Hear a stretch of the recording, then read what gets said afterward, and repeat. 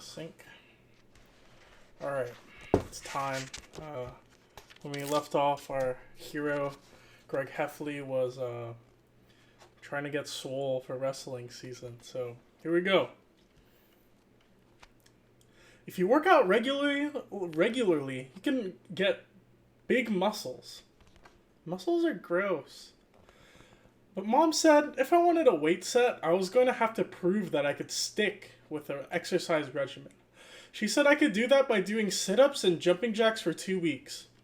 I had to explain that the only way to get totally bulked up is to get the kind of high-tech machines they have at a gym, but Mom didn't want to hear it. Then Dad said if I wanted a bench press, I should keep my fingers crossed for Christmas. But Christmas is a month and a half away, and if I get pinned by Fregley one more time, I'm gonna have a nervous breakdown. So it looks like Mom and Dad aren't gonna be any help, and that means I'm gonna have to take matters into my own hands, as usual. Saturday. I couldn't wait to start my weight training program today. Even though Mom wouldn't let me get the equipment I needed, I wasn't gonna let that hold me back. So I went into the fridge and emptied out the milk and orange juice and filled the jugs with sand. Then I taped them to a broomstick and I had a pretty decent barbell. After that, I made a bench press out of an ironing board and some boxes. Once I had that all set, I was ready to do some serious lifting. I needed a spotting partner, so I called Rowley, and when he showed up at my door wearing some ridiculous getup, I knew I made a mistake inviting him.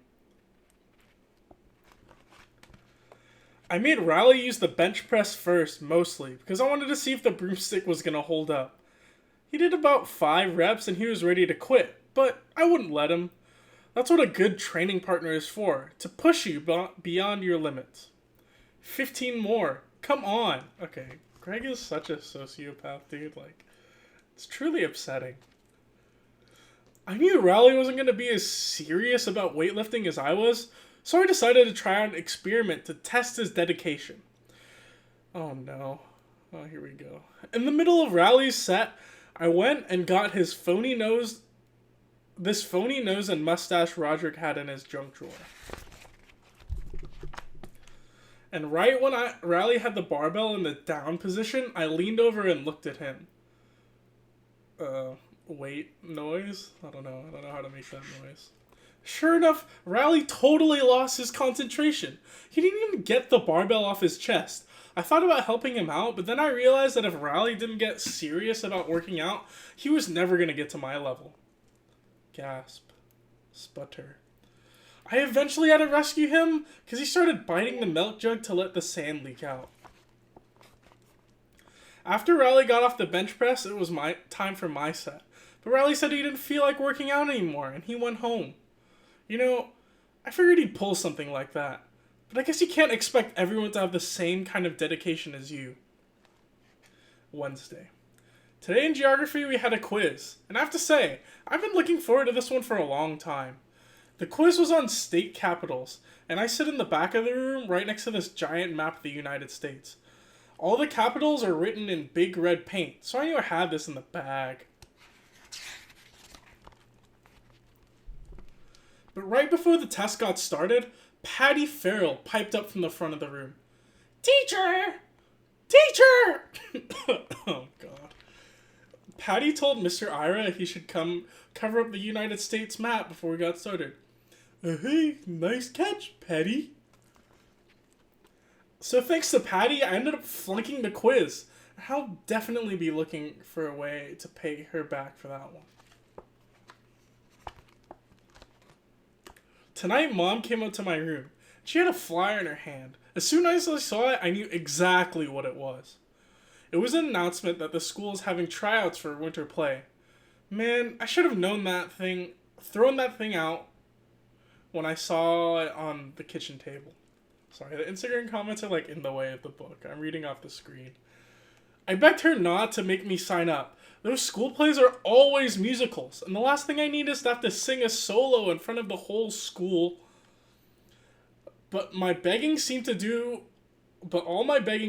is make Mom make more sure I should do it. Mom said the only way I was going to be well-rounded was by trying different things. Dad came in the room to see what was going on.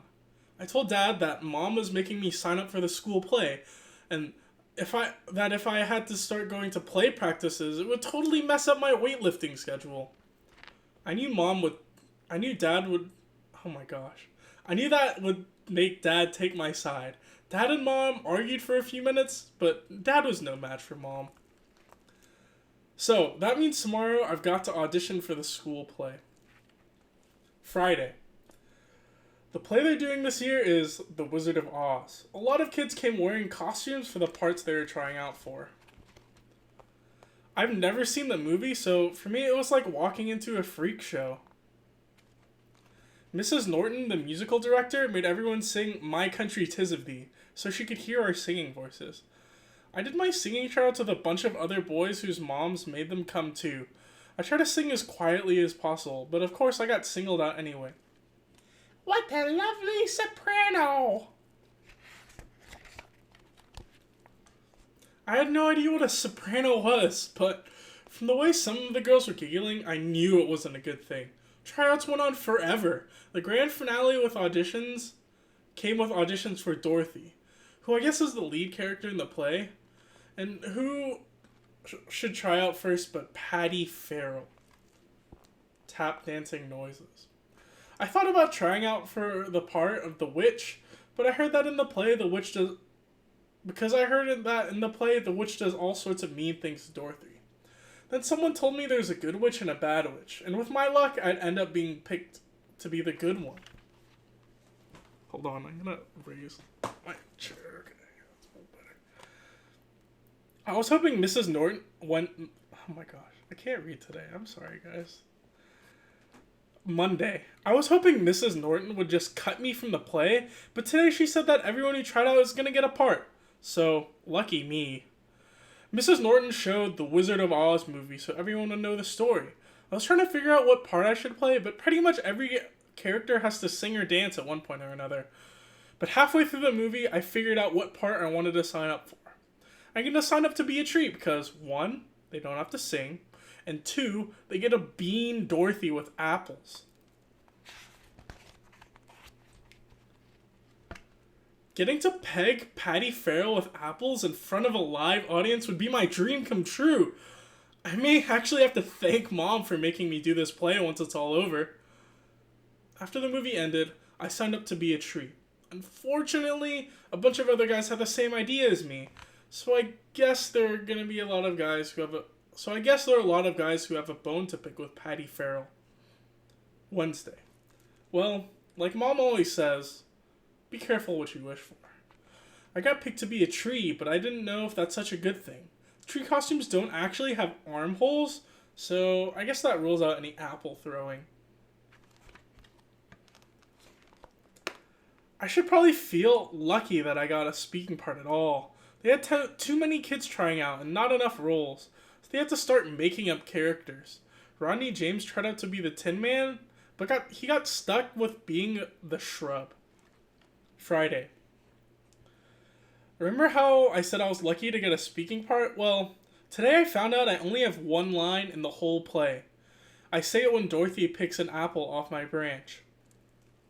Ouch. Pluck. That means I have to go to a 2-hour practice every day just so I can say one word. I'm starting to think Rodney James got a better deal as the Shrub. He found a way to sneak a video game into his costume. I bet that really makes the time go by. Video game noises. So now, I'm trying to think of ways to get Mrs. Norton to kick me out of the play. But when you only have one word to say, it's pretty hard to mess up your lines. Pluck. Ouch. Thursday. The play's only a couple days away, and I have no idea how we're going to pull this thing off. First of all, nobody has bothered to learn their lines, and that's all Mrs. Norton's fault.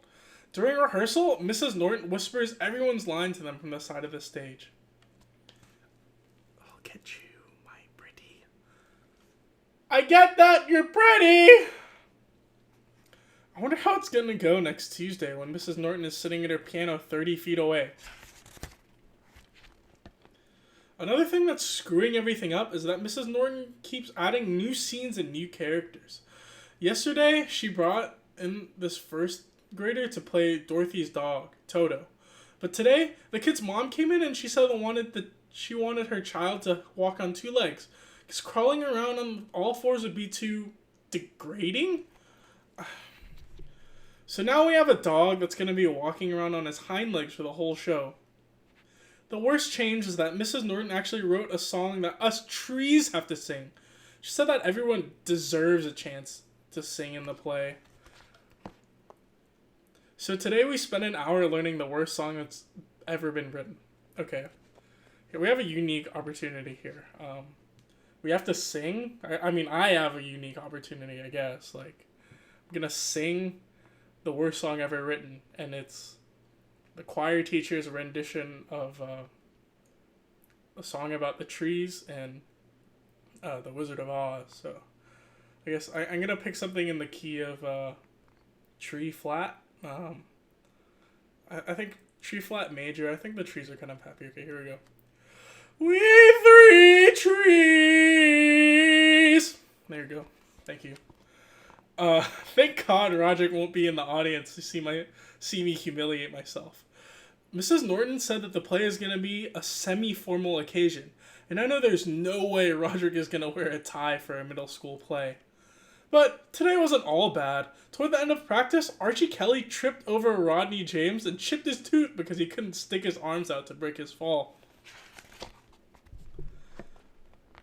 Gah. So, the good news is, they're letting us trees carve out armholes for the next performance. Tuesday. Tonight was the big school production of The Wizard of Oz. The first sign that things were not going to go well happened before the play even started. I was peeking through the curtain to check out how many people showed up to see the play, and guess who was sitting right up front? My brother, Roderick, wearing a clip-on tie. He must have found out I was singing, and he couldn't resist the chance to see me embarrass myself. The play was supposed to start at 8 o'clock, but it got delayed because Rodney James had stage fright. You'd figure that someone whose job it was to sit on stage and do nothing could suck it up for one performance. But Rodney wouldn't budge, and eventually his mom had to carry him off. The play finally got started around 8:30. No one could remember the lines, just like I predicted, but Mrs. Norton kept things moving along with her piano. The kid who played Toto brought a stool and a pile of comic books onto the stage, and that totally ruined the whole dog effect. La la la, music noises. When it was time for the forest scene, me and the other trees hopped into our positions. The curtains rose, and when they did, I heard Manny's voice. Peppy! Great. I haven't been able to keep that nickname quiet for 5 years. Now all of a sudden, the whole town knew it. I could feel about 300 pairs of eyeballs pointed my way. So I did some quick ad-libbing and was able to deflect the embarrassment over to Archie Kelly. I think you dropped an apple, Bubby. The major embarrassment was still on the way. When I heard Mrs. Norton playing the first few bars of We Three Trees, I felt my stomach jump. I looked out the audience and I noticed Roderick was holding a video camera. I knew that if I sang the song and Roderick recorded it, he would keep the tape forever and use it to humiliate me for the rest of my life. I didn't know what to do, so when the time's to start singing, I just kept my mouth shut. Okay, here we go. This is the song the tree sang. This is for you, Amy. But give me a second to get my body ready for this. In Thneedville, there's a brand new dawn. It's perfect. That's all you got. That's all I remember. We three trees from yonder glen. For a few seconds there, things went okay. I figured that if I didn't technically sing the song, then Roderick wouldn't have anything to hold over my head. But after a few seconds, the other trees noticed I wasn't singing. I guess they must have thought I knew something that they didn't, so they stopped singing too. To spy a maiden fair and sweet. Now 3 of us were just standing there, not saying a word. Mrs. Norton must have thought we forgot the words to sing, because she came over to the side of the stage and whispered the rest of the lyrics to us. Whilst we are rooted to our spots, she does move on lighter feet. The song is only about 3 minutes long, but to me it felt like an hour and a half. I was just praying the curtains would go down so we could hop off the stage. That's when I noticed Patty Farrell standing in the wings. If looks could kill, trees would be dead. She would probably thought we were ruining her chances of making it to Broadway or something. Seeing Patty stand there reminded me why I signed up to be a tree in the first place. Clunk. Pretty soon, the rest of us trees started throwing apples too. I think even Toto got involved on the act. Somebody knocked the glasses off Patty's head, and one of the lenses broke. Mrs. Norton had to shut down the play after that, because Patty can't see 2 feet in front of her without her glasses. After the play was over, my family went home together. My mom had bought a bouquet of flowers, and I guess they were supposed to be for me, but she ended up tossing them in the trash can. I just hope everyone who came to see the play was as entertained as I was. Wednesday. Well, if one good thing came out of the play, it's that I don't have to worry about the Bubby nickname anymore. I saw Archie Kelly getting hassled in the hallway after 5th period today, so it looks like I can finally start to breathe a little easier. Hi there, Bubby! Sunday. Okay, I think I'm gonna... Hold on, I'm gonna get some water. We're gonna do something a little different here. We're gonna rap this next verse. We're gonna do it in the style of slam poetry. Here we go. Okay. With all this stuff going on at school, I haven't even had time to think about Christmas, and it's less than 10 days away. Yeah. In fact, the only thing that tipped me off was that Christmas was coming when Roderick put. Oh my god. The only thing that tipped me off that Christmas was coming was when Roderick put his list up on the refrigerator. Yeah, Roderick's wish list. New drums, new van, shrunken head. I wanted a head that was shrunk. Okay, I'm done. I'm sorry. I usually make a big wish list every year, but this Christmas all I really wanted was this video game called Twisted Wizard. Tonight, Manny was going through the Christmas catalog, picking out all the stuff he wants with a big red marker. Manny was circling every single toy in the catalog. He was even circling really expensive things like a giant motorized car and stuff like that. So I decided to step in and give him some good big brotherly advice. I told him if he circled stuff that was too expensive, he was going to end up with a bunch of clothes for Christmas. I said he should just pick 3 to 4 medium-priced gifts so he would end up with a couple of things he actually wanted. But of course, Manny just went back to circling everything again. So I guess he'll have to learn the hard way. When I was 7, the only thing I really wanted for Christmas was a Barbie dream house. And not because I like girls' toys, like Roderick said. I just thought it'd be a really awesome fort for my toy soldiers. When Mom and Dad saw my wish list that year, they got in a big fight over it. Dad said there was no way they were getting me a dollhouse, but Mom said it was healthy for me to experiment with whatever kind of toys I wanted to play with. Believe it or not, Dad actually won that argument. Dad told me to start my wish list over and pick some toys that were more appropriate for boys. Then I have my secret weapon when it comes to Christmas. My Uncle Charlie always gets me whatever I want. I told him I wanted the Barbie dream house and he said he'd hook me up. On Christmas, when Uncle Charlie gave me my gift, it was not what I asked for. He must have walked into the toy store and picked up the first thing he saw that had the word Barbie on it. So, if you ever see pictures of me where I'm holding a beach fun Barbie, well, at least now you know the whole story. Dad wasn't really real happy when he saw what Uncle Charlie had got me. He told me to either throw it away or give it away to charity, but I kept it anyway, and okay. Admit maybe I took it out and played with it once or twice. That's how I ended up in the emergency room 2 weeks later with a pink Barbie shoe stuck up my nose. And believe me, Roderick has never let me hear the end of that. Okay, hold on. Okay, so what is the scenario where you get it stuck in your nose? Like, what was Greg experimenting with? I have never once... I mean, I guess I've shoved, like, fingers in my nose. But not, like, Barbie dolls. Like, it's kind of wild, Greg. Sorry, I'm eating a chicken nugget. This is the most professional thing I've ever done. Okay. Okay. Thursday.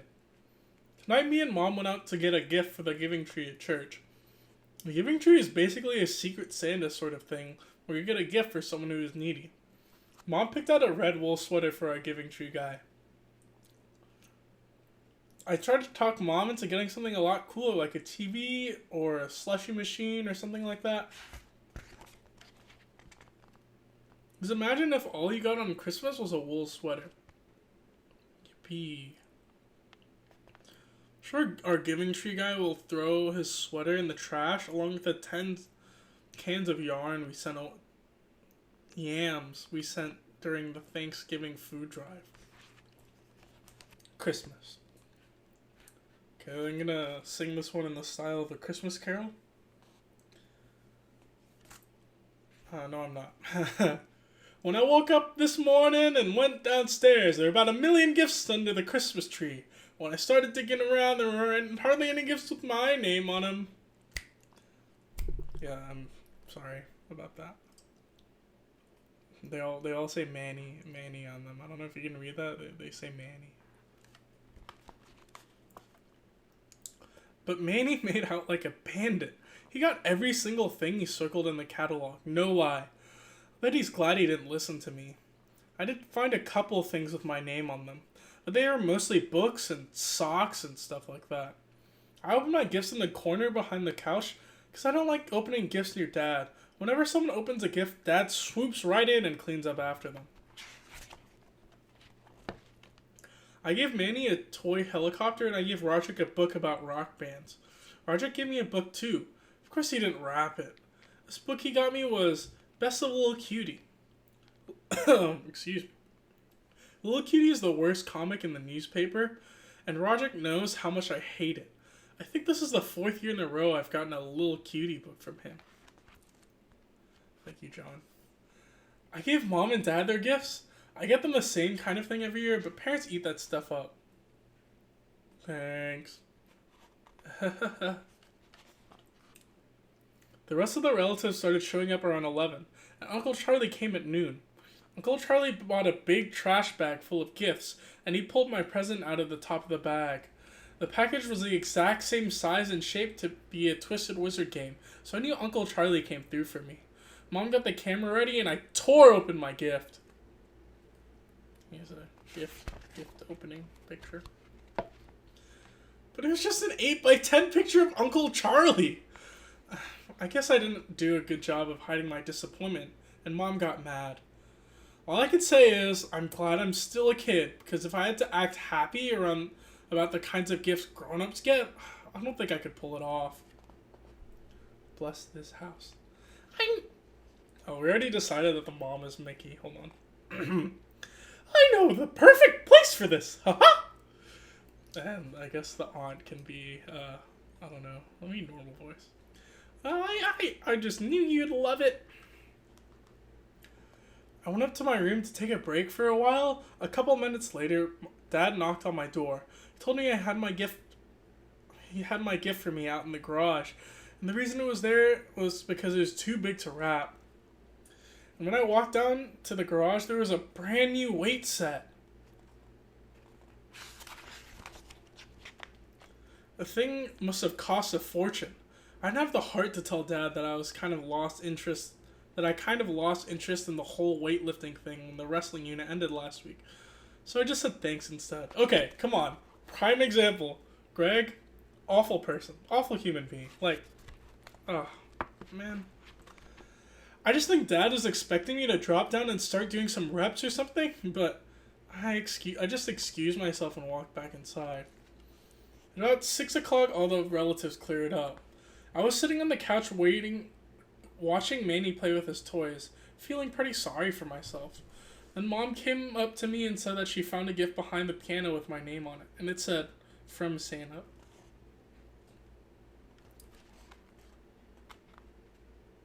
The box was way too big for Twisted Wizard, but Mom pulled the same big box trick on me last year when she got me a memory card for my video game system. So, I ripped open the package and pulled out my present. Only, this isn't Twisted Wizard either. It was a giant red wool sweater. At first I thought Mom was playing some kind of practical joke on me because this sweater was the same kind we bought for our Giving Tree guy. Mom seemed pretty confused too. She said she did buy me a video game.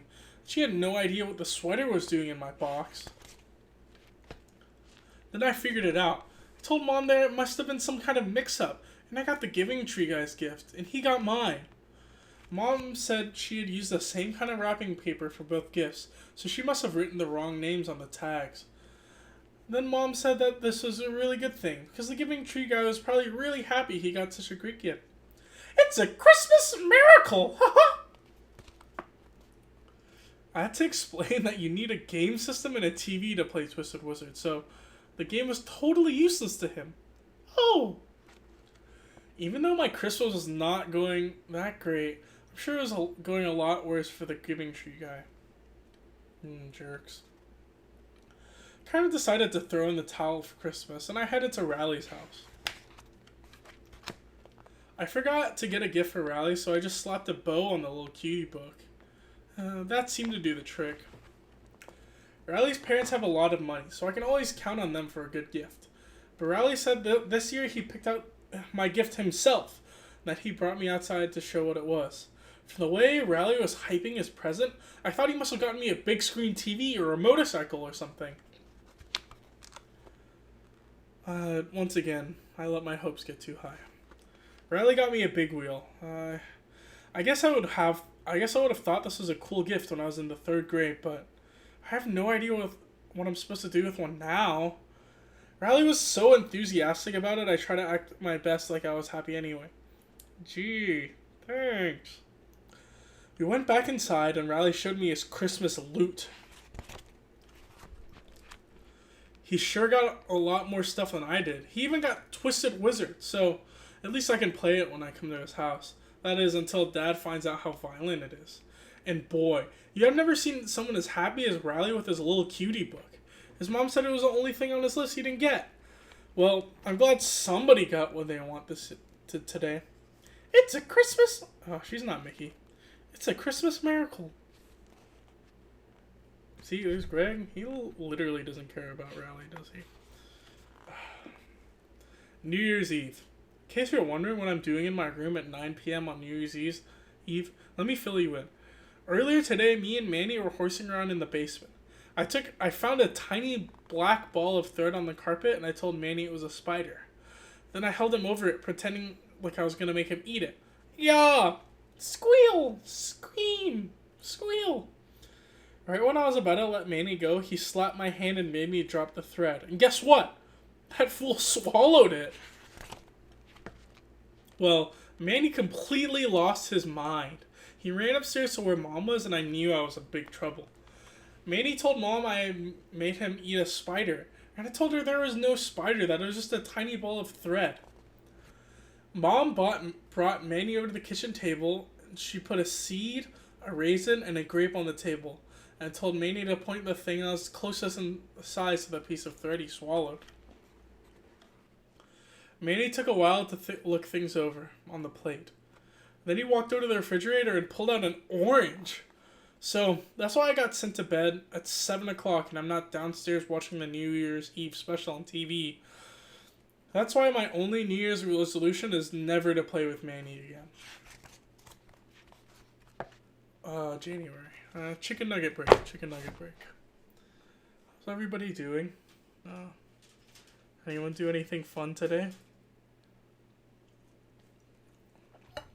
Today I woke up, rode my bike. Um, Bought some groceries. I actually ran into this person in the store that I knew in high school, but I like haven't talked to in a long time. And her mom. And I also knew her mom. It's kind of awkward. Sorry, you guys aren't here to hear about me. You're here for Greg Heffley Adventures. Here we go. January. Wednesday. I found out a way to have some fun with the big wheel Rally got me through Christmas. I came up with this game where one guy rides down the hill and the other guy tries to knock him down with a football. Rally was the first one down the hill and I was the thrower. Shriek! Big wheel noises. It's a lot harder to hit a moving target than I thought. Plus, I didn't get a lot of practice. It took Rally like 10 minutes to walk the big wheel back up the hill after every trip down. Riley kept asking me to switch places with and have me be the one who rides the big wheel. But I'm no fool. That thing was hitting 35 miles an hour and it didn't have any brakes. Do you want to have a turn now? Pant, pant. No thanks. I'm not as good as you. Again, to reiterate, I'm reading Rally like that because I feel like that's how Greg hears Rally in his head. I don't think Rally is stupid because I'm not a sociopath like Greg Heffley. Anyway, I never did knock Rally off the big wheel today, but I guess I have something to work over at the rest of Christmas vacation. Thursday. I was heading up to Rally's today to play our big wheel game again, but Mom said I had to finish my Christmas thank yous before I went out anywhere. I thought I could just crank out my thank you cards in half an hour, but when it came time to actually write them, my mind went blank. Let me tell you, it's not easy writing thank you notes for stuff you didn't even want in the first place. Jeez, what a hard life, Greg. I started with the non-closed items because I thought they'd be easiest. After 2 or 3 cards, I realized I was practically writing the same thing every time. So, I wrote a general form on the computer with blanks for the things that I needed to change. Writing the cards from there was a breeze. Now we're thinking with science. Dear Aunt Lydia. Oh, sorry, it should be there. Dear Aunt Lydia, thank you so much for the awesome encyclopedia. How did you know I wanted that for Christmas? I love the way the encyclopedia looks on my shelf. All my friends will be so jealous that I have my very own encyclopedia. Thank you for making this the best Christmas ever. Sincerely, Greg. My system worked out pretty well for the first couple of gifts, but after that, not so much. Dear Aunt Loretta, thank you so much for the awesome pants. How did you know I wanted that for Christmas? I love the way the pants look on my leg. All my friends will be so jealous I have my very own pants. Thank you for making this the best Christmas ever. Sincerely, Greg. I mean, encyclopedia is not a bad gift for a kid, especially in the pre-internet era, you know? It's not like Greg is running around with a smartphone in his pocket. Friday. I finally knocked Rally off the big wheel today, but it didn't happen the way I expected. I was trying to hit him in the shoulder, but I missed, and the football went under the front tire. Rally tried to break his fall by sticking out his arms, but he landed pretty hard on his left hand.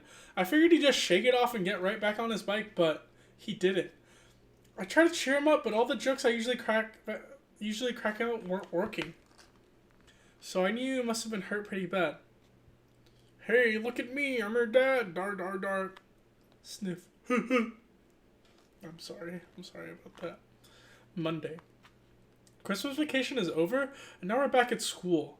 And you remember Riley's big wheel accident? Well, he broke his hand. Now he has to wear a cast, and today everyone was crowding around him like he was a big hero or something. Does that still hurt? A little, I guess. You poor thing. I tried to cash in on some of Riley's new popularity, but it totally backfired. I'm the one who broke his hand. You meanie. At lunch, a bunch of girls invited Riley over to their table so they could feed him. What really ticks me off about it is that Riley is right-handed, and it's his left hand that's broken, so he could feed himself just fine. Here comes the airplane. Yum yum. Tuesday. I realized that Riley's injury thing is a pretty good racket, so I decided it was time for me to have an injury of my own. Oh my god, this dude. Freaking dude. Like, who read this as a child and thought Greg was just like this normal kid? Freaking heck. Okay, I'm actually just stalling so I can shove a chicken nugget in my face, so here we go.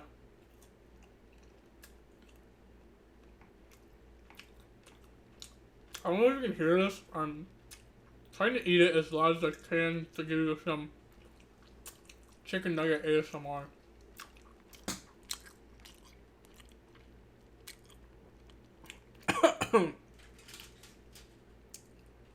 I bet this looks really bad on the other camera. Here we go.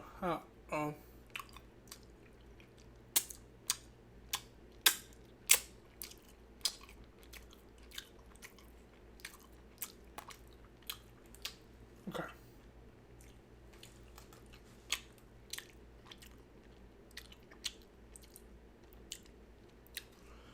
Okay. Sorry, here we go. Let's get back into the swing of things.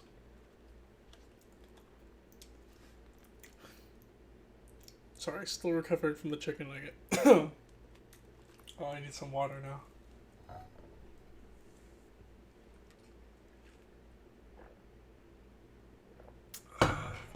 Okay, here we go. I took some gauze from home and I wrapped up my hand to make it look like it was hurt. Freaking, oh my god. It's worse and worse. It's a raging infection caused by a splinter that was left untreated. I couldn't figure out why the girls weren't swarming me like they swarmed Riley, but then I realized what the problem was. See, the cast is a great gimmick because everyone wants to sign their name on it, but it's not exactly easy to sign gauze with a pen. So I came up with a solution that I thought was just as good. Would you like to be the first one to sign my sympathy sheet? The idea was a total bust, but my bandage did end up attracting attention from a couple more people, but believe me, they're not the type of people I was going for. Can I peek at your infection? I'm sorry about that. Go away. Monday. Last week we started the third quarter at school, so now I have a bunch of new classes. One of the classes I signed up for is something called Independent Study. I wanted to sign up for Home Economics 2, because I was pretty good at Home Ec 1. But being good at sewing does not exactly buy you popularity points at school. Hey look! Greg has a purse! Actually, it's an embroidered book bag. Okay, Percy! Good one, Acne boy. Anyway, this independent study thing is an experiment they're trying out at our school for the first time.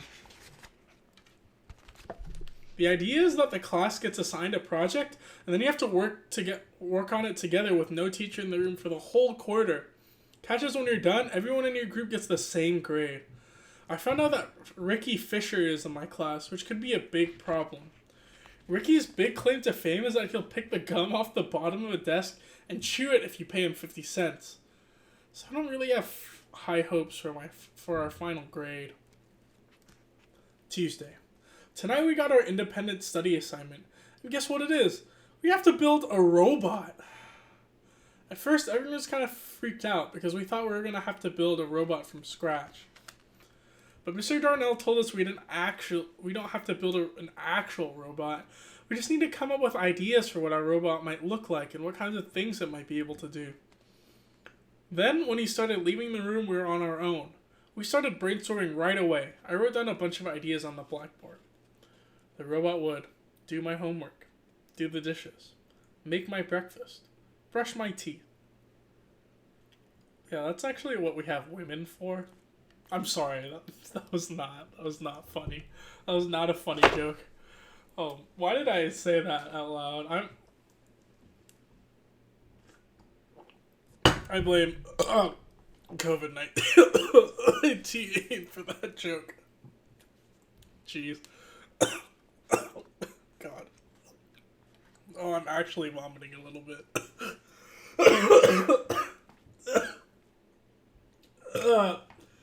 Okay, I'm okay.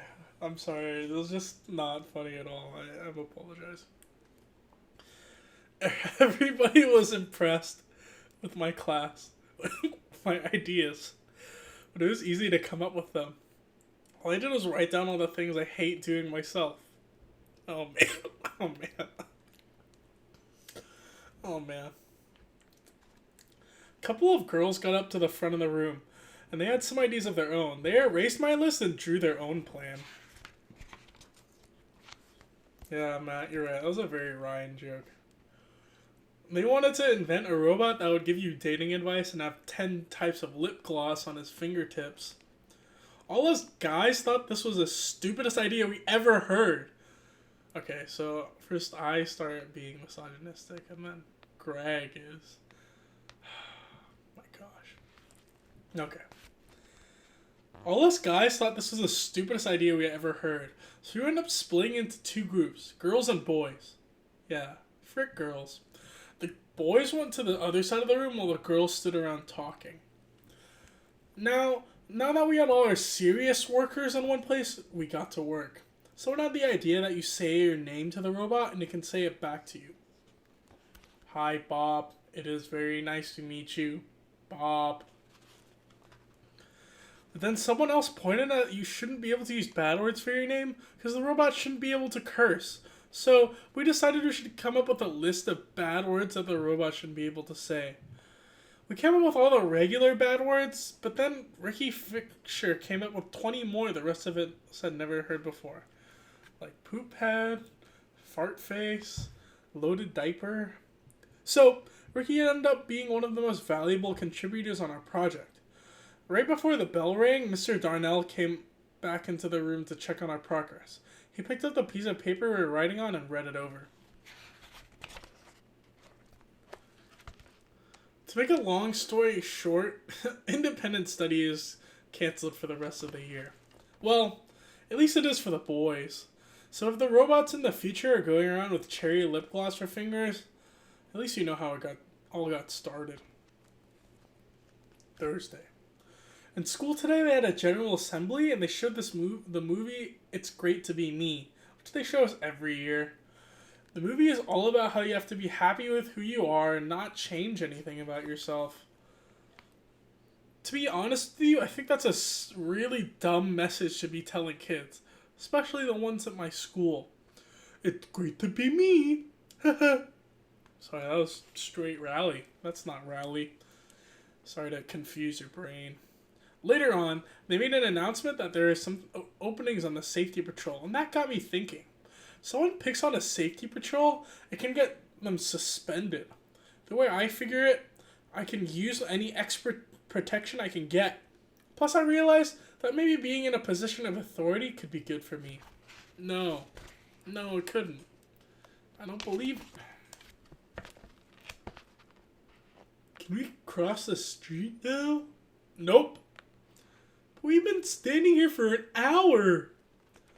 I went down to Mr. Winsky's office and signed myself up.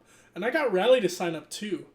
I thought Mr. Winsky would make us do a bunch of chin-ups or jumping jacks or something to prove we were right for the job, but he just handed our belts and badges on the spot. Mr. Winsky said the openings were for a special assignment. Our school is right next to an elementary school, and they've got a half-day kindergarten there. He wants us to walk the morning session kids home in the middle of the day. I realized that meant we had missed 20 minutes of pre-algebra. Riley must have figured that out too because he started to speak up, but I gave him a wicked pinch underneath the desk before he could finish his sentence. But we would miss Yahooey! That's the noise. That's the noise he made right there. I couldn't believe my luck. I was getting instant bully protection and a free pass from half of pre-algebra. I didn't even have to lift a finger.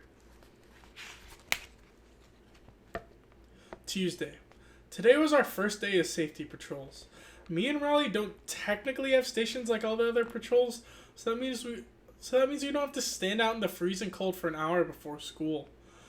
But that didn't stop us from coming to the cafeteria for the free hot chocolate they hand out to the other patrols before homeroom. Mug clinking noise. Another great perk is that you get to show up 10 minutes late for first period. Hello? I'm telling you, I've got it made with the safety patrol thing. At 12:15, me and Riley left school and walked the kindergartners home. The whole trip ate up 45 minutes. There were only 20 minutes of pre-algebra left when we got back. Walking the kids home was no sweat, but one of the kindergartners started to smell a little funny. I think he maybe had an accident in his pants. He tried to let me know about it, but I just stared straight ahead and kept walking. I'll take these kids home, but believe me, I didn't sign up for diaper duty. It's like that one meme of that like short guy with a teacher, and it's like, when you poop your pants, and you know that thing I'm talking about? What, February, Wednesday. Today it snowed for the first time this winter, and school was canceled. We were supposed to have a test in pre-algebra, and I've kind of slacked off ever since I became a safety patrol, so I was psyched. I called Riley and told him to come over. Me and him have been talking about building the world's biggest snowman for a couple of years now. And when I say the world's biggest snowman, I'm not kidding. Our goal is to get into the Guinness Book of World Records. Flash. Picture noise. But every time we've gotten serious about going for the record, all the snow is melted and we've missed our window of opportunity. So this year, I want to get started right away. When Riley came over, we started rolling the first snowball to make the base.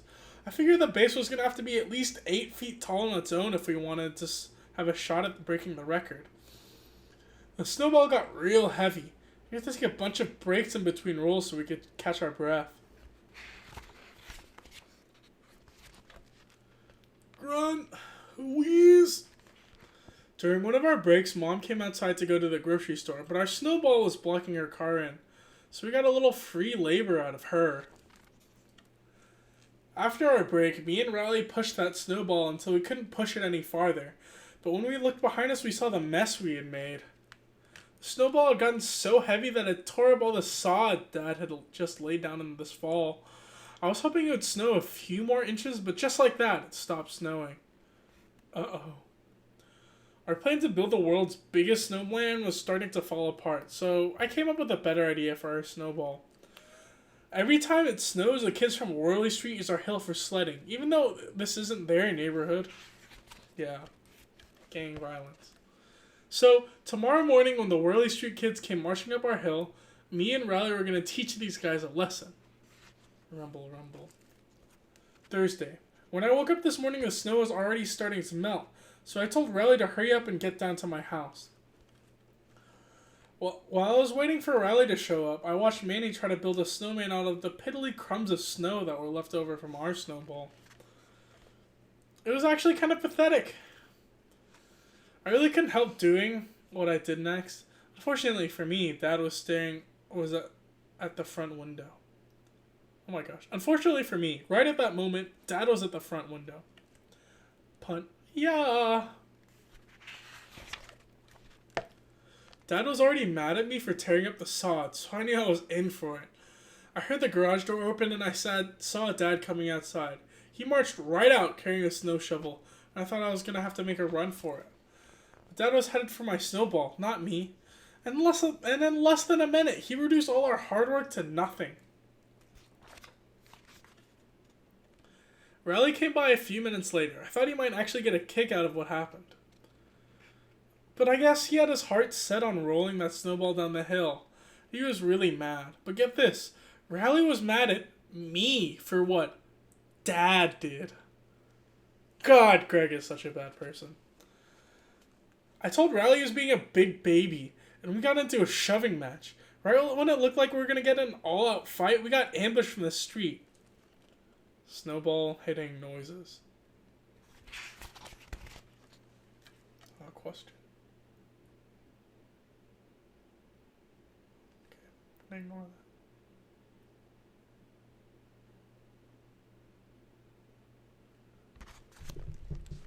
that. It was a hit and run by the Worley Street kids. As if Mrs. Levine, my English teacher, was there, I'm sure she would have said the whole situation was ironic. Wednesday. Today at school, they announced there's an opening for the cartoonist job in the paper. There's only one comic slot, and up until now, this kid named Brian Little had been hogging it all to himself. Brian is this comic called Wacky Dog, and when it started off, it was actually pretty funny. But lately, Brian's been using the strip to handle his personal business. I guess that's why they gave him the axe. Hey, Wacky Dog, say something funny.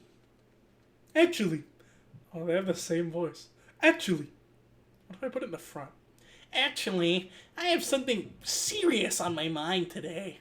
Susan Lim, if you're reading this, Brian is very sorry he kissed your best friend Rachel behind the lockers. He hopes you can find it in his heart to forgive him. P.S.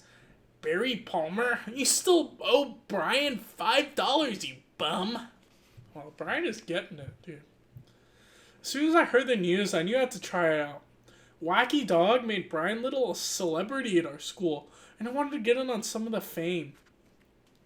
I had a taste of what it's like to be famous at my school when I honorable mention in this anti-smoking contest they had. All I did was trace a picture from one of Roger's heavy metal magazines, but luckily, no one ever found out. Don't smoke. So it's a zombie.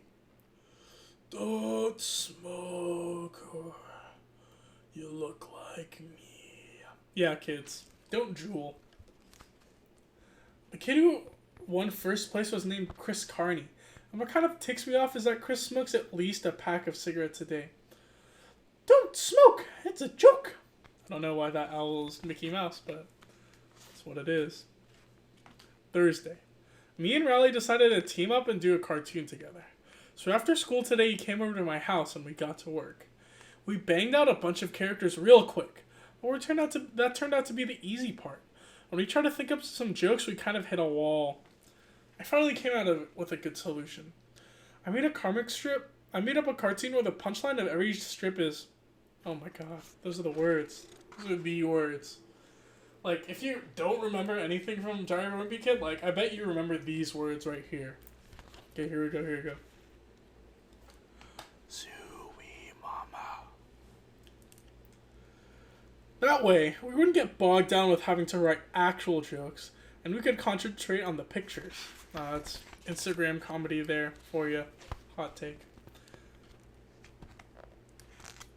For the first couple of strips, I did the writing and drew the characters, and Riley drew the boxes around the pictures. Oh man, I remember this, like, iconic. Okay. Step on a crack, break your mama's back! You're right. Hey Timmy, your mother slipped on a banana peel, and P.S. she's dead. Zooey Mama! I'm sorry. Riley started complaining that he didn't have enough to do, so I let him write a few of the strips. To be honest with you, there's a pretty good obvious drop in quality once Riley started doing the writing. I've been waiting 3 hours to get hamburger. Finally, 1 hamburger. I'm sorry, sir, we're all sold out. Faint. Zooey Mama. Eventually, I got kind of sick of the Zooey Mama idea, and I pretty much let Riley take over the whole operation. Believe it or not, Riley's drawing skills are worse than his writing skills. Oops, I stepped in the puddle.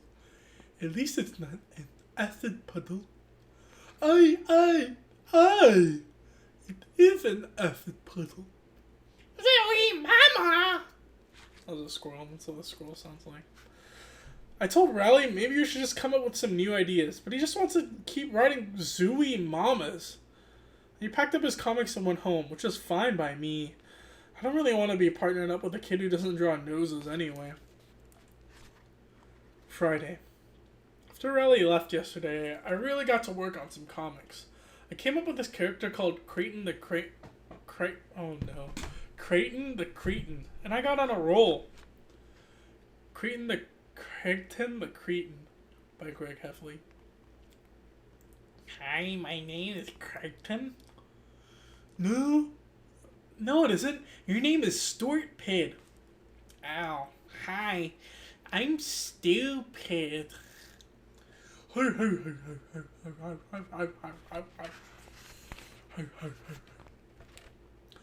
have banged out 20 strips. Ah, he said bang. Nice. I didn't even break out a sweat. I wonder what it's in this cute little box. That's not a box. It's a brick, you dummy moron. Oops. I've been trying to open it all day. Doctor, can I have a new butt? My old one has a crack in it. Creighton, I told you 1,000,000 times. Everyone's butt has a crack in it. Oh yeah, I forgot. Hire me for your voiceover work, please. The great thing about these Creighton the Cretin comics is that with all the idiots running around my school, I'll never run out of new material. When I got to school today, I took my comics to Mr. Ira's office. He's the teacher who runs the school newspaper. When I went to turn my strips in, I saw that it was a pile of comics from the other kids who were trying out for the job. Sorry about that. Most of them were pretty bad, so I wasn't too worried about the competition. Girls Rule by Tabitha Cutter and Lisa Russell. Don't walk near our lunch table, Tyler Green. Ha, you're not even cute. Ha! Girls Rule. I don't know what that was, I'm sorry. Extreme Skaters. I'm gonna do this rad jump. Yo, dude, watch out for the telephone wire. Whatever. Here I go. Slice. Darn. Ouch. I'm glad I wore a helmet. The end. One of the comics was called Dumb Teachers, and it was by this kid named Bill Tripp. Bill is always in detention, so I guess he has a bone to pick with just about every teacher in the school, including Mr. Ira. So I'm not too worried about Bill's comics getting in either. Hey, Mr. Ira, you pooped your pants again. No. Yaha! Sting lines from the poop. There are actually 1 or 2 decent comics in the bin, but I slipped them under a pile of paperwork on Mr. Ira's desk.